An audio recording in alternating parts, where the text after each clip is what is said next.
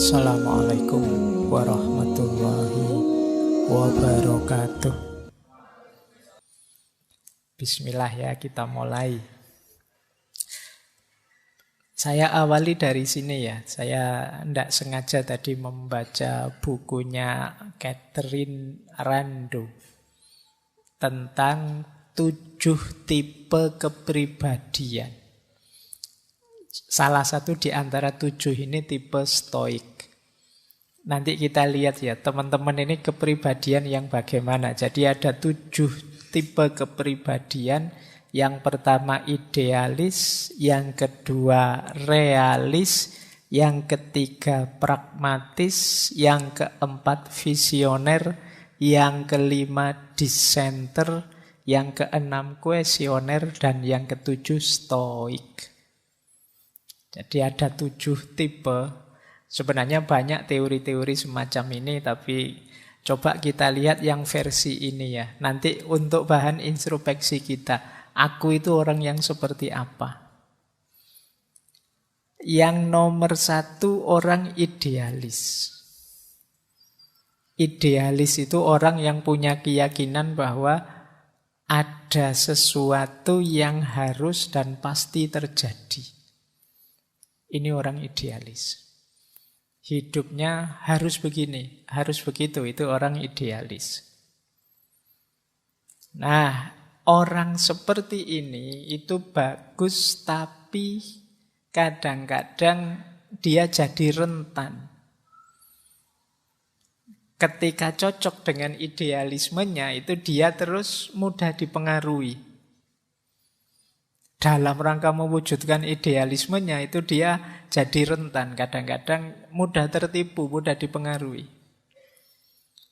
Nah ini yang sering dimanfaatkan oleh promosi-promosi dan lain sebagainya. Misalnya kalian punya idealisme, punya tubuh yang ideal. Body goal misalnya. Hari ini kan banyak istilah-istilah seperti itu, terus kamu diet lah, senam lah, dan lain sebagainya demi ini. Tidak salah, tapi kadang-kadang ada sampai tataran idealis, harus begitu, harus begini. Nah ini kita rentan mudah dimanipulasi. Jadi mudah ditipu orang karena idealisme kita. Yang kedua, kadang-kadang para idealis ini mimpinya besar, agak jauh dari realitas. Namanya idealis, kata dasarnya ide, hidupnya di angan-angan. Nah, ini yang sering jadi masalah. Karena ya betapapun kita harus menghadapi kenyataan. Ada banyak di sekeliling kita orang-orang yang terjebak dalam idealismenya dan sulit menghadapi kenyataan hidup. Nah, kita orang seperti itu apa tidak, ya monggo teman-teman refleksi sendiri ya. Untuk mengatasi agar tidak terlalu idealis, di buku itu disarankan coba lebih sering mempertanyakan diri. Lebih sering mengambil jarak, kemudian berefleksi, apa seharusnya aku begini? Apa seharusnya dalam hidup itu seperti ini? Nah ini bagi orang-orang yang merasa idealis. Ya sopo ngerti nanti tiba-tiba temanmu mengkritik dirimu, wah kamu itu terlalu idealis. Nah coba kamu refleksi ya. Aku disebut idealis itu kira-kira di titik mana? Mana dari ideku atau gagasanku yang tidak membumi? Ini tipe pertama. Biasanya mahasiswa-mahasiswa banyak yang tipenya idealis. Masih pikirannya melangit. Nah, itu cirinya idealis. Ya enggak apa-apa, memang semangat muda kan begitu. Ingin mengubah dunia. Baik, yang kedua, kebalikannya idealis. Kelompok realis. Kelompok realis ini berhenti hanya pada fakta dan kenyataan. Tidak punya visi ke depan. Tidak suka hal-hal yang emosional, perubahan, pengembangan, dan lain sebagainya. Ini orang realis. Ya kalau kalian Kadang-kadang kan ketika terlalu idealis terus temenmu ngajak, mbok kita itu yang realistis.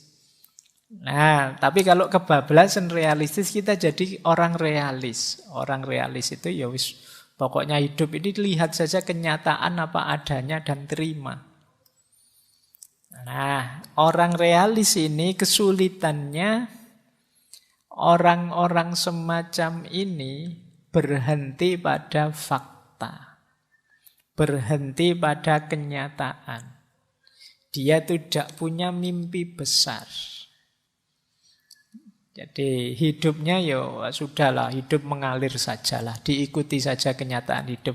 Kalau kalian punya prinsip seperti ini, kemungkinan kamu termasuk kelompok realis.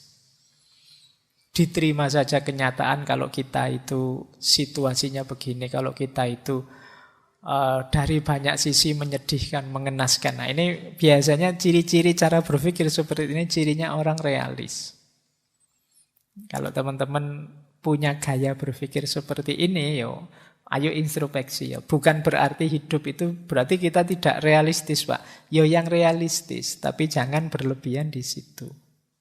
Kenyataan harus kita terima, tapi bukan berarti kita menyerah, tidak berjuang, tidak punya cita-cita, tidak punya visi ke depan lagi. Baik, itu kebalikannya idealis. Ini orang-orang realis. Kalau di buku itu disarankan coba sekali-sekali kita bertindak sesuai mimpi kita, keinginan kita. Sekali-sekali punyalah mimpi, sekali-sekali hidupkan intuisi kita untuk bermimpi. Nah, kadang-kadang kan orang itu bermimpi saja tidak berani. Kamu kan mungkin kadang-kadang pingin ini, pingin itu, tapi kamu tepis sendiri. Apa ya mungkin? Saya itu pingin kaya raya, Pak. Punya pasangan cakep, punya anak-anak yang hebat-hebat, rumahku tingkat sekian, terus wah kamu kadang-kadang, terus kamu potong sendiri, cuma mimpi. Dan kamu buang mimpi itu. Mimpi saja kamu tidak berani. Wong mimpi itu gratis. Kapan lagi kamu seneng kalau tidak dalam mimpi? Ya paling tidak mimpi lah wong ya. Jangan sampai nanti ada larangan mimpi, kamu susah lagi nanti. Mumpung masih bisa bermimpi, ayo mimpilah. Mumpung bisa bahagia dalam mimpi, ya lumayan. Ada sisi bahagianya hidup kita meskipun dalam mimpi. Oke, banyak orang yang mimpi saja tidak berani. Kamu bermimpilah setinggi langit, tidak apa-apa. Tapi ketika menjalani hidup, ya pertimbangkan kenyataan juga. Biar tidak terjebak jadi orang realis atau orang idealis. Ada lagi yang ketiga, pragmatis. Kalau pragmatis ini definisinya orang yang bisa realis, bisa idealis, tergantung tujuannya. Ada yang mendefinisikan begini, kalau idealis itu menolak sisi praktis demi prinsip-prinsip. Kalau pragmatis itu menolak prinsip-prinsip demi yang praktis-praktis. Orang sering bilang orang pragmatis itu yang penting tujuannya. Jadi dia bisa saja sangat idealis, bisa saja sangat realistis, tergantung tujuannya apa. Ini pragmatis. Jadi sudahlah Pak, yang penting kan saya paham. Nah, sudahlah Pak, yang penting kan saya bisa kaya. Yang penting kan mimpiku terwujud. Ini namanya pragmatis. Fokus pada hasil. Entah lewat jalan apa. Ini pragmatis. Saya materi kuliah tidak terlalu paham sih Pak, tapi gampang lah nanti saya ke rumah dosennya bawa salak 55 kilo terus sama apa. Nanti kan dosennya mesti agak kasihan, mosok nggak dilulus ke. Nah ini gaya orang pragmatis kadang-kadang. Yang penting tujuannya terpenuhi. Ya coba kita sering tidak bergaya seperti ini. Mengambil strategi hidup seperti orang pragmatis. Kadang-kadang idealis juga orang pragmatis kalau memang tujuannya seputar itu. Jadi saya itu hidup itu ingin jadi orang yang bisa menghidupkan ide-ide besar saya Pak. Nah ini nanti ya dia kalau tujuannya itu ya secara pragmatis dia menuju ke sana. Sulitnya orang pragmatis itu dia mudah diombang-ambingkan situasi. Orang pragmatis itu ya kekurangannya memang dia kesulitan di prinsip-prinsip hidup. Dia sering dan mudah terjebak oleh kepentingan-kepentingan hidup. Jadi tujuannya apa itu saja. Makanya hari ini ada istilah-istilah politisasi agama atau politisasi apa dan lain sebagainya. Ini sebenarnya mode hidup pragmatis. Jadi sesuatu yang dikejar hanya kepentingan kita saja. Nah, yang penting ini, yang penting itu. Nah, kalau sering-sering pakai kalimat yang penting titik-titik, itu kemungkinan kita orangnya pragmatis. Jadi yang penting celananya tidak melorot, saya tadi ada. Sabuknya lupa bawa, ya pakai tali rafia saja yang penting. Nah, ini gaya pragmatis. Ya, sisi yang sangat sederhana itu. Jadi, kok lupa ya saya tidak pakai ini? Sudahlah cukup ini. Tidak ada rotan, akar pun jadi. Nah, ini gaya pragmatis. Nah, kita mungkin dalam hidup sering seperti ini. Tapi kalau keseluruhan hidup kita gayanya seperti ini, itu berarti kita orang yang pragmatis. Biasanya orang pragmatis itu tidak mau rumit-rumit. Ngapain sih dibahas rumit-rumit, susah-susah. Intinya kan nilai toh. Ya sudahlah, yang penting nilainya bagus, beres lah. Nah ini orangnya pragmatis.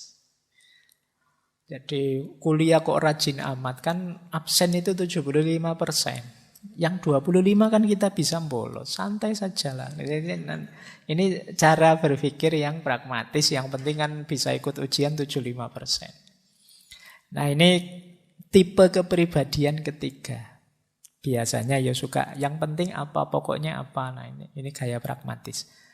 Ada yang keempat, visioner. Orang visioner ini orang yang hidupnya biasanya penuh energi, meluap-luap, mengejar cita-citanya. Cuma kelemahannya apa? Kadang-kadang dia jadi egois. Hanya ingin menghidupkan mimpinya sendiri, visinya sendiri. Lupa bahwa di sekelilingnya orang itu ya masing-masing dengan kepentingannya sendiri. Dia tidak peduli kalau itu agak menyisihkan orang lain demi visinya bisa hidup. Visioner itu bagus. Orang selalu mencari sosok yang visioner, punya visi ke depan yang jelas. Tapi kalau tidak hati-hati, menghidupkan visi itu terjebak pada egoisme. Kalau terlalu fokus di situ. Hidup ini kompleks, hidup ini multidimensi. Kadang-kadang kita lupa, kita anggap hidup itu ya hanya tentang visi kita saja. Jadi mentang-mentang punya ideologi apa atau cara berpikir apa, semuanya mau diseragamkan dilihat dari perspektif itu. Nah ini kelemahannya. Jadi kan sering itu yang viral-viral itu semuanya ingin diseragamkan begitu. Nah kadang-kadang kita juga begitu. Demi salah satu visi kita, banyak sisi hidup kita yang lain kita korbankan. Yang penting Pak, saya ini baru semester awal, kalau bisa nanti saya lulus tercepat terbaik. Oh, kamu kejar itu mati-matian.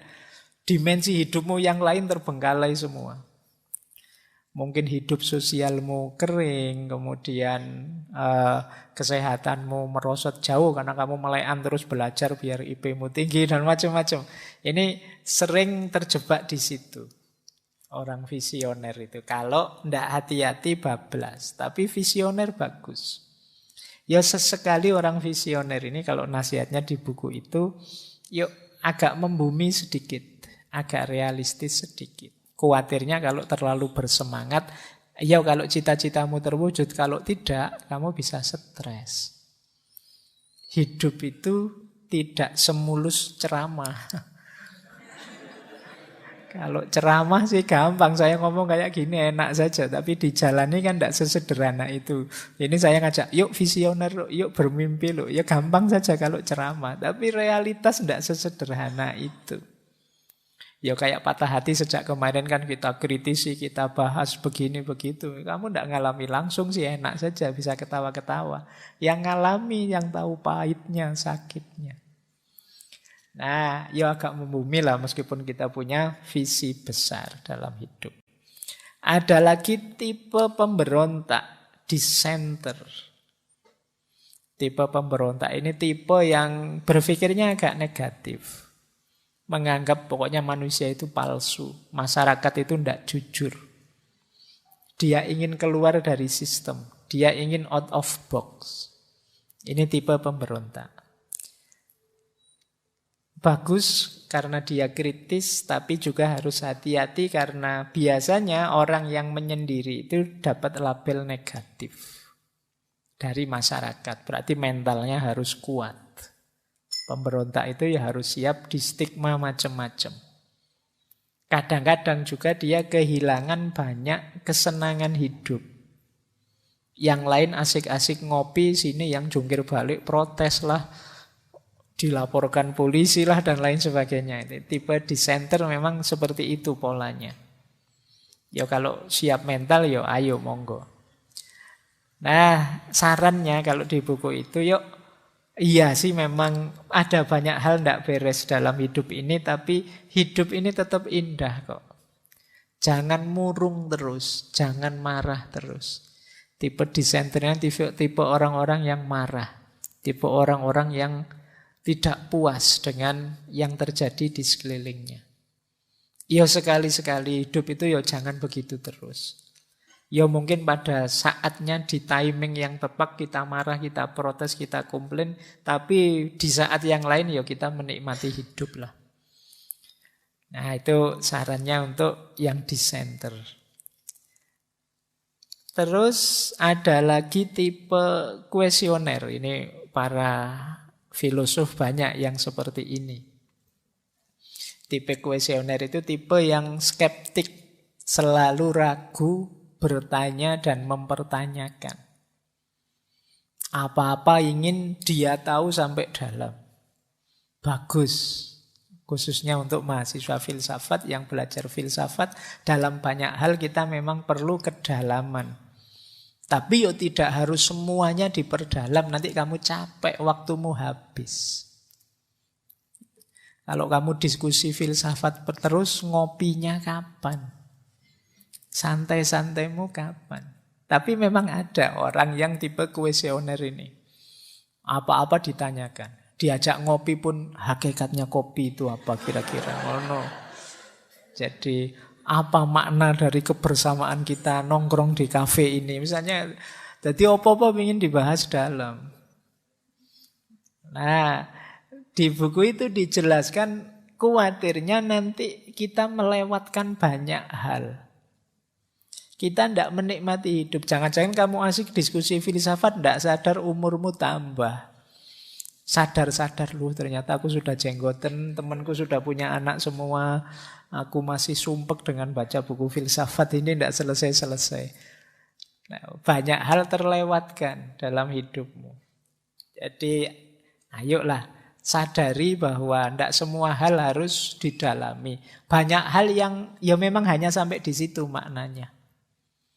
Jadi kadang-kadang kan ada orang itu berlebihan. Saya ingat ada anekdot itu. Satu ketika ada pameran lukisan. Ada lukisannya anak kecil. Gambar pemandangan tapi hanya setengah. Yang atasnya kosong, tapi bawahnya isi gambar. Dia kalau melukis selalu begitu. Itu para filosof membahasnya mendalam itu. Wah, hidup itu memang begitu. Selalu kontras, selalu tidak penuh.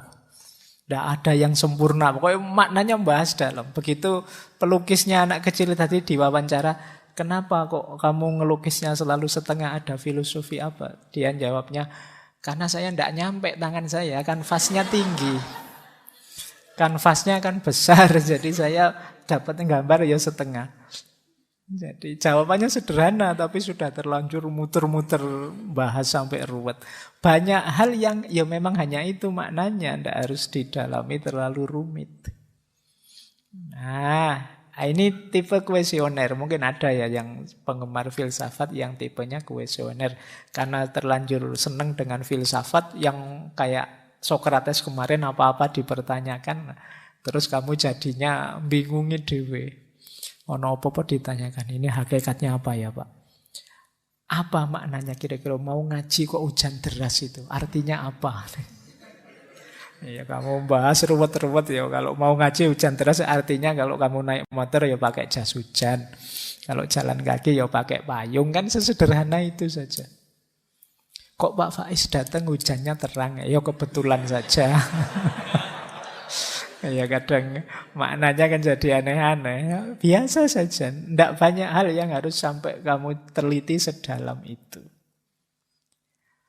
Bahwa kritis analistis itu penting, tapi kan ya milih-milih, kamu harus ngerti prioritas. Mana yang memang penting harus dibahas mendalam, mana yang biarkan saja mengalir. Nah yang terakhir ini kalau orang stoik, ini yang kita bahas malam hari ini. Stoik itu terkenal tangguh secara mental. Kalau teman-teman belajar stoik, mempraktekkan stoik, itu nanti jadi orang yang kuat menghadapi apapun dalam hidup. Meskipun ada kelemahannya, tentu saja. Orang stoik ini ibaratnya sepak bola, dia kalau ndak back ya penjaga gawang. Dari sisi keluar, dari sisi hubungan dengan orang lain dan yang sejenis itu agak tawar.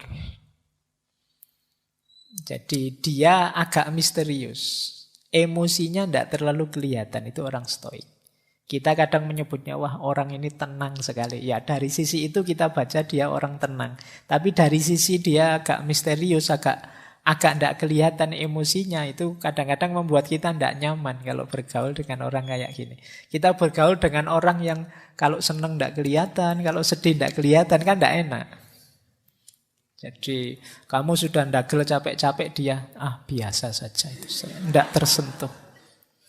Waktunya sedih ada berita ini loh teman kita sakit, ada teman kita meninggal. Ya hidup memang begitu, ada yang sakit, ada yang meninggal. Itu kan tidak enak, tidak nyaman. Jadi dari sisi mental tangguh luar biasa. Tapi kadang-kadang dari sisi pergaulan sosial itu rasanya tidak terlalu menyenangkan kalau ada orang agak flat begitu. Jadi orang yang emosinya kelihatan itu kan enak, kita tahu oh dia marah ini mesti, oh, dia tersinggung ya, kita bisa bersikapnya enak. Tapi kalau punya teman misterius kan susah. Ini temanku ini tersinggung, marah apa biasa, tidak tahu saya. Wajahnya datar terus. Dia seneng apa sedih tidak kelihatan. Itu mewek senyum atau mewek sedih itu podo wae. Nah ini ya coba deh kamu. Itu kelemahannya stoik. Dari sisi mental tangguh tidak masalah. Makanya di buku itu disarankan kalau mungkin teman-teman orang yang sudah tangguh seperti stoik, tidak masalah kok mengungkapkan yang kita rasakan. Wah saya sakit ini, hati saya tidak apa-apa. Biasa saja orang hatinya sakit. Dan juga sadari bahwa orang lain juga perlu ditanggapi, perlu diapresiasi. Tidak hanya urusan kekuatan batinmu. Baik, nah malam hari ini kita ambil stoik sebagai perspektif karena ketika kita patah hati ya tentu saja kita perlu ketangguhan jiwa. Maka perspektif-perspektif stoik penting kita pertimbangkan. Kalau sedang patah hati kok tipenya kuesioner itu tambah sumpek karena kamu bertanya mengapa aku begini, mengapa aku begitu, tambah susah lagi ya. Apalagi tipenya idealis. Wah, entah engkau meninggalkanku, aku tidak. Bagiku engkau tetap bersamaku. Itu susah sudah. Tidak bisa menerima kenyataan sudah. Oke, jadi kita mulai ya. Ini pengantar saja. Paling tidak kita nambah wawasan baru. Ada tipe-tipe orang seperti ini. Silahkan nanti teman-teman refleksi ya. Saya itu lebih dekat ke tipe yang mana ya. Dan tipe itu bukan harga mati. Jadi jangan merasa, wah saya kok tipenya kuesioner Pak. Berarti saya ini tidak terlalu bagus. Ya enggak. Bisa kamu ubah kok. Kamu pengen yang seperti apa, tinggal kamu latih, kamu biasakan. Itu istimewanya manusia. Jadi manusia itu bukan paket jadi yang sudah, kalau sudah begitu ya begitu. Jadi manusia itu paket potensi. Kamu bisa jadi A, bisa jadi B, kamu bisa jadi orang baik, kamu juga bisa jadi orang jahat. Kamu pengen jujur bisa, pengen bohong juga bisa.